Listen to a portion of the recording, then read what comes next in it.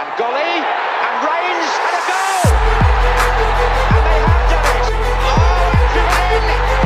And number 11, Matthew Hanlon, followed that in.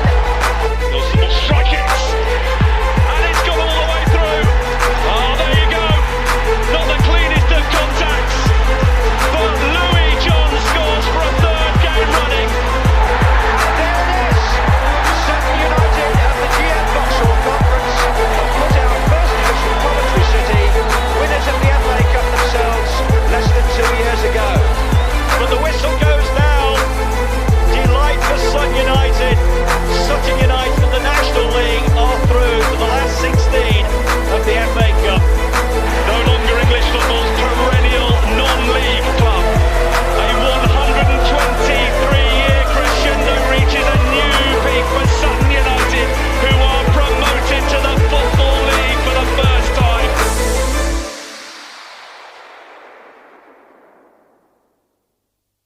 Hello and welcome to a Friday night bonus edition of Sutton United Talk Time on podcast. Don't worry, I'm not going to ruin your night by making you listen to me for ages and ages. This was a YouTube video that I saw the other day for a couple of guys called George and Marcus who work for Football League World TV, and their website is footballleagueworld.co.uk. I will link to the actual article in the description.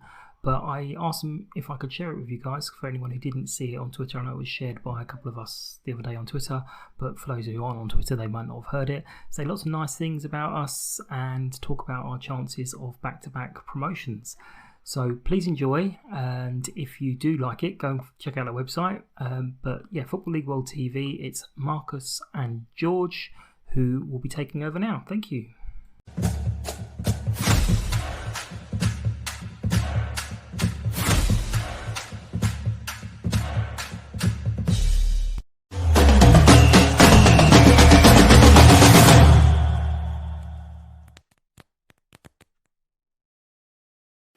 Good afternoon, welcome back to Football League World TV. It's time for another episode of The Debate, and here we're looking at whether Sutton United can deliver successive promotions this season. I'm your host, George Douglas, and joining me this afternoon is Marcus Ali. Marcus, how are you getting on? Yeah, very well. Thank you, George. Delighted to be on for this one. I think Sutton's been one of the most romantic stories of the EFL this season. So I'm very pleased and privileged to be on to wax lyrical about them in the next 20 minutes, half hour or so. Yeah, looking forward to this one. Sutton fans, wherever you're watching, do get in touch with across Facebook, YouTube and Twitter. Let us know what you thought of this season so far. Bet you're delighted, and let us know, can you deliver promotion? Will you be a League One side next year?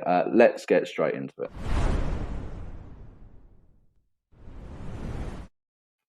Now, Marcus, let's just look at Sutton's season so far in general. Fourth in League Two. Even in their wildest dreams, they might not have expected be where they are at this point in the year at the start of the campaign, but you have to say they thoroughly deserve it, don't they? What have you made just in general so far of what they've been doing this year?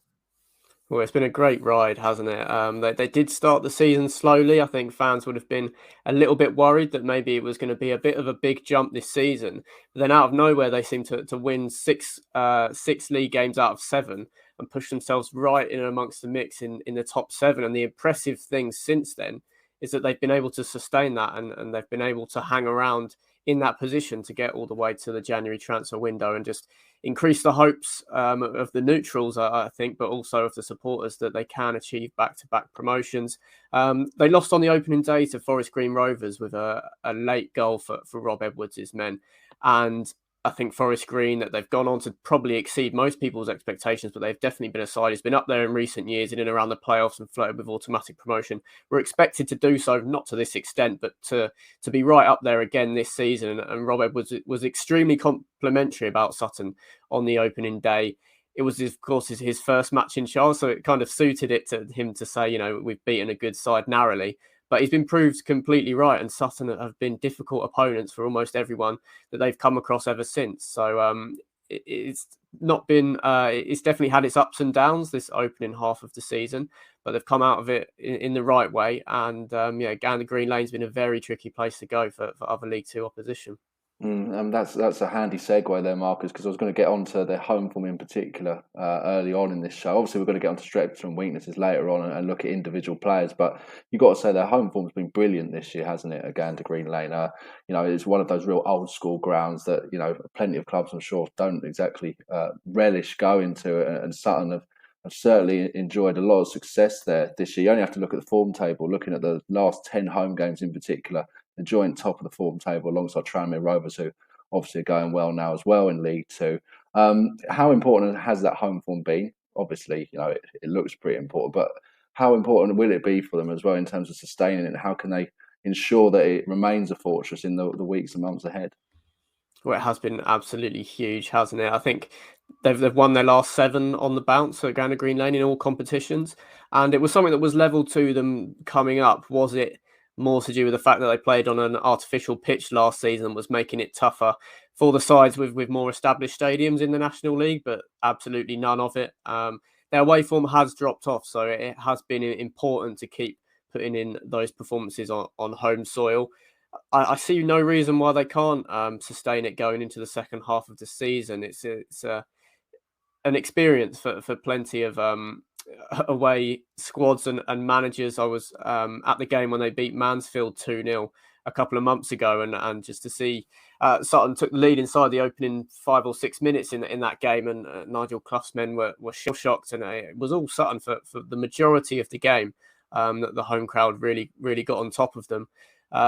And yeah, it's a different experience. It's definitely, I know Harrogate had to do a similar sort of operation, putting in a grass pitch, but it actually made Sutton lose money on getting promoted from the National League to League Two, which is quite a surprise. But to be able to keep the momentum and the wind in their sails has been brilliant to see, and their home form has been key to that. I don't see any sort of exact formula for away sides to go and try and stop a certain player or play a certain style to try and just stifle the opposition with Sutton so strong at home. So I fully expect them to keep it up, and for it to be a big reason why they'll be there or thereabouts come the business end of the campaign. Now, we've got a first comment come in on YouTube. One Rovers Vlogs gets in touch, Bristol Rovers fan. Should be interesting. We've got them away in a few weeks. Obviously, mentioning Sutton's home form particularly strong. Do you think, Marcus, and this brings us to the next point, that we quite often see teams come up from the National League via promotion, obviously, and then they're immediately challenging at the right end of League Two. There's probably a couple of reasons behind that.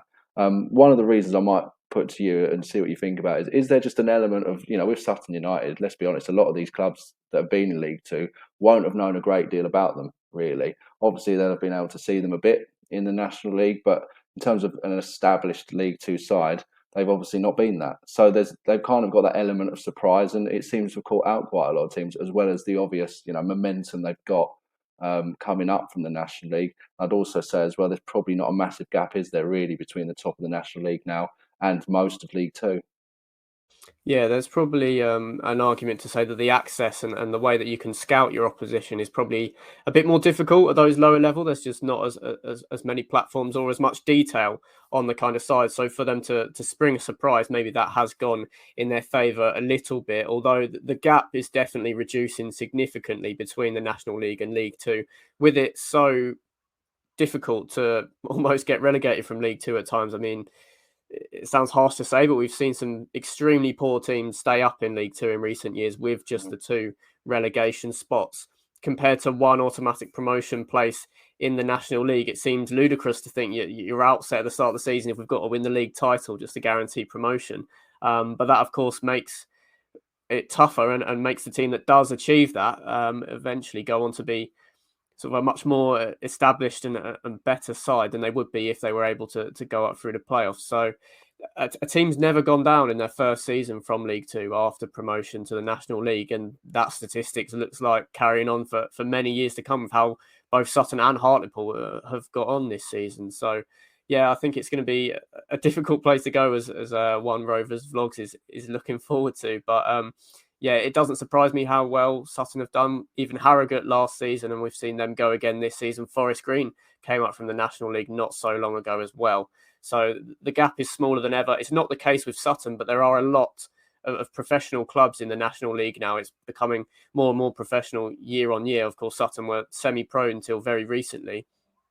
So that, of course, has been able to close that gap a little bit, just having more and more full-time staff and full-time players on board. There's so many ex-League One, League Two, or even higher players in the National League. So they're possibly more ready to make that jump up when they do get the opportunity to do so as well. Let's look at some of the players now then, Marcus, at Sutton have got. Let's look at some of their strengths, some of their more impressive stars.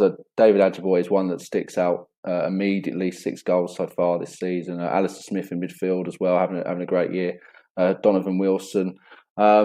What stands out to me as well, they're all relatively young players, aren't they? All sort of early 20s. None of them are getting on in age, some of their key players, which is obviously a really good sign for Sutton, moving forward, isn't it? Absolutely, yeah. I'm surprised that we haven't seen any sort of high-profile interest in David Ajiboye this month. I do think at 23, he's a great prospect. The one thing that does stand out for him is his pace. It's just absolutely electric and is very tough to defend against for some League One backlines. But yeah, 6 goals, 1 assist, as you mentioned. He's got the end product to back it up, and he's huge in the way that Sutton play, usually coming in off the right flank. Rob Milsom as well, sort of on the other end of the spectrum, 35 years old, 4 goals and 4 assists this season. He's a specialist left back. He's had to fill in central midfield at times, and I think his experience of playing in the Football League has been huge in helping Sutton acclimatise, a real leader and a bit of a dead ball specialist as well, which Sutton have been strong from set pieces as well. So he's a huge cog in the engine. I think Isaac Alaufe hasn't been as prolific as he was last season with just the 4 goals on loan from Millwall. But it's his intensity, it's his hold-up play, his physicality really occupies defences in League Two, which allows the likes of Ajiboye operating around him to thrive and really cause problems. This is a team that's better playing on the front foot, I think it has to be said. Omar Bugil is another one, a striker who's actually filled in at centre-back during their injury crisis in the last month or so. Has been a huge player, 3 goals and 1 assist, but just a player has made the step up really well and just applied himself and looks really at home in League Two, as pretty much that goes for the rest of the squad as well. There's plenty of players that hadn't played a minute of Football League action going into this season, but they've taken to it so well. But yeah, those 3 mainly for me. I think Ajiboye and Milsom holding it all together will be critical in the second half of the season. Potentially Ajiboye will be someone that some clubs will be sniffing a bargain around this month. I suppose that's the good thing for Sutton going forward. Regardless of if they achieve promotion or not this year, they're definitely going to be a Football League side, aren't they? And as you mentioned, a lot of those players in that squad, particularly some of the younger ones, haven't had much Football League experience. So this is a huge learning curve for them. And so regardless of really what happens this season, any sort of worries about a second season syndrome in the Football League where they suddenly struggle next year should hopefully be negated, shouldn't it? Yeah, I think if they can keep the continuity there, then I don't think they'd have a problem. I think Matt Gray could be someone that if they don't get promoted, a few clubs will be interested in. I'm not sure that Sutton would be able to compete financially, maybe if there's a side that comes down from League One and is looking at someone to help them bounce back straight away. But if they can continue the sort of conveyor belt that they've had this season, I think Gray's rotated the squad, sometimes just shuffling the pack, really nice sort of rotation policy, but also due to the injury crisis, he's been able to keep the morale high with every single member of the squad being involved, which is quite important for squad harmony, particularly when you've gone up a league. You don't want some players who were more involved last season not being able to make the step up. So yeah, it's all sort of gone completely according to plan, possibly even exceeded the club's and Matt Gray's expectations. But yeah, I wouldn't be worried about Sutton at all, to be honest, if they aren't able to achieve promotion this season. So that said, obviously, it's hard to criticise Sutton really this season, the way they've been going. But this is the debate, and we need to look at why they might fall short in the promotion race this year. Are there certain weaknesses that you see in the Sutton team at the moment, perhaps need addressing, Marcus? Are there particular areas that you think they should probably be looking to address, particularly with the January window open at the moment as well? I think they could maybe add a little bit more depth in central midfield. It's just an area that they could address this month. But defensively, you have to look at it because they're a bottom half side really, trending in terms of their back line. And if their finishing does go on a little bit of a barren run, then that they wouldn't be able to keep it tight at the back to keep getting points on the board. So I think that's definitely the area to prioritise. But yeah, I don't really see that barren run coming with the talents that they've got in the attacking third. I'm not sure what their budget will be. Maybe Matt Gray will have a better knowledge of the sort of non-league market and where to find value within it. Or more of a nous towards that than some other managers at the level. So if they are to bring in some players to strengthen the squad, it wouldn't surprise me if they are to have non-league backgrounds as well, as we see quite often in League Two.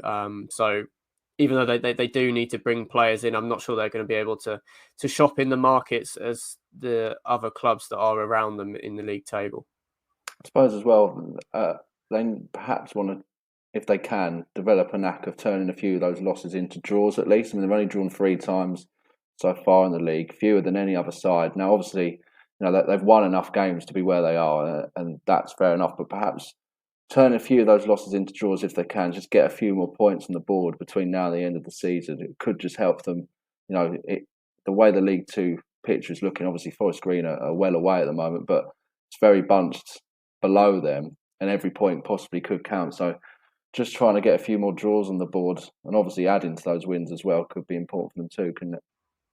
Yeah, I mean the away form has not been impressive in the last couple of months. So if there is a regression in their home form, then if the away form stays as it is, then they are going to fall away. So as you mentioned, yeah, it does seem to be sort of when it rains, it pours. When they do let a couple of goals in, they'll end up letting their heads drop a little bit. Maybe there is a little bit of fragility. Sort of a lot of these players haven't experienced this intensity of sort of week in, week out, and just the potential reward that could come off the back of these results.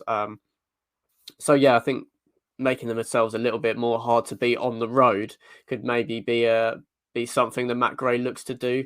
They are quite hell for leather, sort of trying to play in other teams' backyards just the way they do in their own, which sometimes doesn't pull off the best results. But I do think they'll be able to. I think there'll be a sort of balancing act. I don't think that home form will be as impressive, but still strong enough to keep them in and around it. And their away form will probably pick up as well. So meet somewhere in the middle compared to the stark contrast that we're seeing at the moment. Let's look at some of the teams that are around them then in the promotion race at the moment. Obviously, Forest Green. I think plenty of people backing them to win the championship at the moment. As it stands, they're still looking pretty strong. Tranmere have really, climbed the table brilliantly. Still not really scoring many goals, but getting wins on the board. And you've got Northampton, who obviously not too long ago were a League One side. Same can be said for Swindon. And then you've got the likes of Port Vale and Newport County making up the playoff places, with teams like Mansfield running on rails at the moment, and obviously Exeter City, who are real playoff seasoned veterans. Marcus, which sides in that pitch? Obviously 7 teams can have a shot at promotion, 3 go up automatically, and then 4 via the playoffs. Which teams do you think could be the main threat to Sutton's chances this year? Well, it's definitely going to be really exciting. I think Port Vale got some games in hand. They've had an injury crisis as well. I would back Port Vale to definitely get themselves back into the automatic promotion picture moving forward. Newport County as well. Not sure off the top of my head, but if there was a league table that started when James Rowberry came in, I'm sure they'd probably be involved in the top 3 conversation. And then it is quite sort of dangerous looking over your shoulder if you're Sutton at the likes of Exeter, Leyton Orient, Salford City, and Mansfield have won 8 out of their last 9 league games, which is just incredible in League Two. You don't usually see streaks like that. So there definitely will be some interchanging in the playoff places in the coming months. It's just whether Sutton are able to establish the same level of consistency that they have in the first half of the season to keep some of them at bay. But in terms of who would possibly finish the highest and overtake Sutton, I do expect Port Vale definitely to do so. Newport's performance data has remained strong, even though they've lost a few games recently. I think they'll be in and around it. But Vale, I do think, look, a more established side in the promotion race. Have got a really good squad under Darryl Clark, and certain individuals that are possibly a little bit too good for League Two and should be able to stay the course of the season. Tranmere and Northampton Town are a little bit reliant on their defence. I think if they start shipping goals, they might not be able to score them at the rate to keep them in that top 3 picture. So I think Vale would be the main side that I see overtaking Sutton and possibly even pushing Forest Green at some stage. Okay, and I suppose that's kind of adds even more to how impressive the job that Sutton are doing. Is you just look at those teams that are around them. Most of them have been in playoff campaigns pretty recently in League Two, and some of them have obviously only just come down from League One. It just kind of puts a real gloss on, if even more was needed, on what Sutton have done so far this season, doesn't it? Yeah, they are the odd one out in that regard. It's hugely impressive. Obviously, Harrogate were right up there at the start of the season and at points last season, but Sutton are doing even better than they were. I mean, the credit that Simon Weaver's got, it doesn't really feel like Matt Gray has received the same praise when they've been able to sustain it a lot longer than the Sulphurites did last season and evidently by this stage of this season. So yeah, it's been one of the stories of the EFL this season. I'm very much looking forward to covering how it progresses in the second half of the campaign. And yeah, it's pretty tough to do it justice, just the level of achievement that they've had. Had some little runs in the FA Cup and the EFL Trophy as well. So yeah, it's been a real season to remember for Sutton United, and long may it continue. Okay, let's get to our conclusion.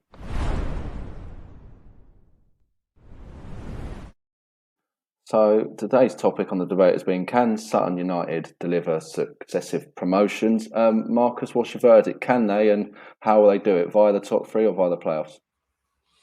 They definitely can do it. I think it's more likely that they do it via the playoffs. I think they definitely fancy themselves at the home leg of a semi-final tie at Gander Green Lane at the moment. I think they're going to come around 6th place, 5th or 6th. Whether that means they have to drop out of the playoffs and then really get going again to break back in, I'm not so sure. I can see them probably hanging around. Their home form is just so strong, and I think they will be able to continue to lean on that in the second half of the season.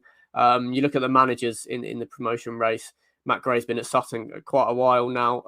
Obviously, given the ridiculous results he pulled off even last season, where their expectations wasn't for them to be anywhere near the playoff picture in the National League. The amount of buy-in he's got from his players, the talented players that they've got at the top of the pitch that I expect to hopefully remain in place this month, and just the atmosphere around the club and the blend of youth and experience in the squad really stands them in good stead to kick on, and their performance levels have matched those around them. It's not like they're punching above their weight a little bit. Their performances on the pitch suggest that they should be above the likes of Exeter City, Leyton Orient in the league table, and I think they can probably keep them at bay and definitely book a spot in the playoffs. Sutton United certainly going well this season. I have to agree with you as well, Marcus. I can see them finishing inside those playoff spots at least this year and giving themselves a chance of back-to-back promotions and trying to get themselves up to League One.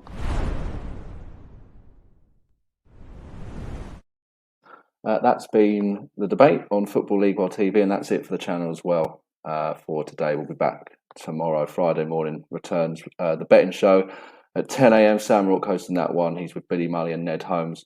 Then at 12:30, a fan debate. Rotherham United's January transfer window is under the microscope. Billy Mully hosting that one. He's joined by Millers fan Will Daniels. And then finally at 4 o'clock is the EFL weekend preview. Ned Holmes hosting that one. Ben Wignall and Adam Jones will be joining him. Marcus, thanks for joining me this afternoon, talking all things Sutton United. Been great to get your thoughts. Thanks to those that sent comments in as well. And do subscribe to our YouTube channel, Football League World TV. That'd be greatly appreciated. Like this video as well if you can. That would also help us continue to try and grow the channel. But from myself and Marcus, it's bye for now. That was George and Marcus from Football League World TV. So thanks to them for having great content like that, and thanks to Football League World TV or footballleagueworld.co.uk for allowing me to share that. Hope you enjoyed it. To anyone who hadn't listened to it already, please like and subscribe to their channels. Help them get out more content, especially when they're talking about such a great club as ours. Hopefully I will join you again on Sunday. We will be covering the Stevenage game, all things being equal, and we will see you soon. Take care. Bye-bye. United!